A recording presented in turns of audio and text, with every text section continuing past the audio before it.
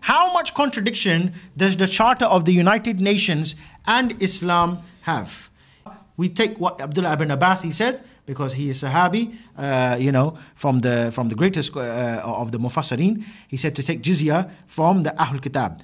Completely contradicts, my dear brothers, the articles of the United Nations. Article 2, paragraph 1 says the organization is based on principle of sovereignty and of equality to all of its members. Equality to all of its members. Is there such a thing in Islam? Is there equality of faith? If we look to one hadith of Rasulullah sallallahu alaihi wasallam, on the authority of Abu Huraira, Sahih Muslim. So no Sunni Muslim can really argue against Sahih Muslim or Sahih Bukhari. Rasulullah said, don't greet the Jews and the Christians before they greet you, and when you meet any of them on the roads, force them to go on the narrow side of it. And Imam Malik, he said the same thing as well.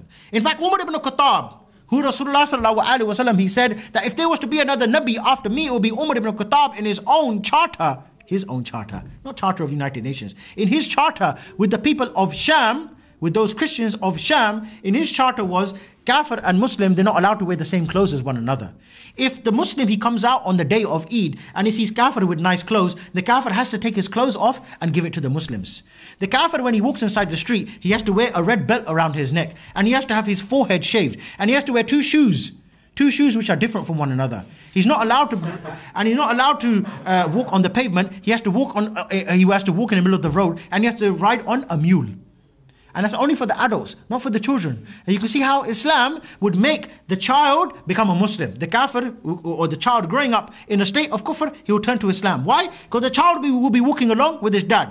He said, Dad, yeah, why you got your forehead shaved? I don't know whether these Muslims, they make me do it. Why you got to walk? Why can't you ride the animal? Like the Muslims, they ride the animal like this. Why are you walking with both legs dangling on the side of the donkey? Why is it every time the Muslim comes to you, he asks you for your clothes, you give it? Why is it every time he tells you to get down from the horse, you have to take it? And not only that, he said the kuffar, they can have their churches. They can have their churches, but they're not allowed to ring the bell. And if a Muslim, he's walking by, let's say, for example, a Muslim's been on Edgware Road, for example. He's had some nice shisha, some nice steak, no hubble bubble, we don't deal with anything like that. And he's walking along and he's rubbing his belly and he's like, oh man, I don't want to upset my wife tonight. What he can do, he can go to the church, knock on the door, John, let me in. Okay, no problem. John has to put up Abdul Ghafoor for the night. Abdul Ghafoor with his big belly, having his nice kebab. John has to open up the church and he has to go there and sleep there nice and comfortable and say, all right, John, thank you, and then carry on going early in the morning. Which wife is going to live with John under that type of circumstances? What kind of honoring is this for me to live with John and Abdul Ghafoor comes every Friday night and sleeps in our bed as well? Of course. Because sunnah is to look after the guest, isn't it? I can't make you sleep on my floor if you can't. You're a Muslim, by the way. So what about when Abdul Ghafoor goes to John's house? John, sleep on the floor, and I'll sleep on the bed. What's going to happen?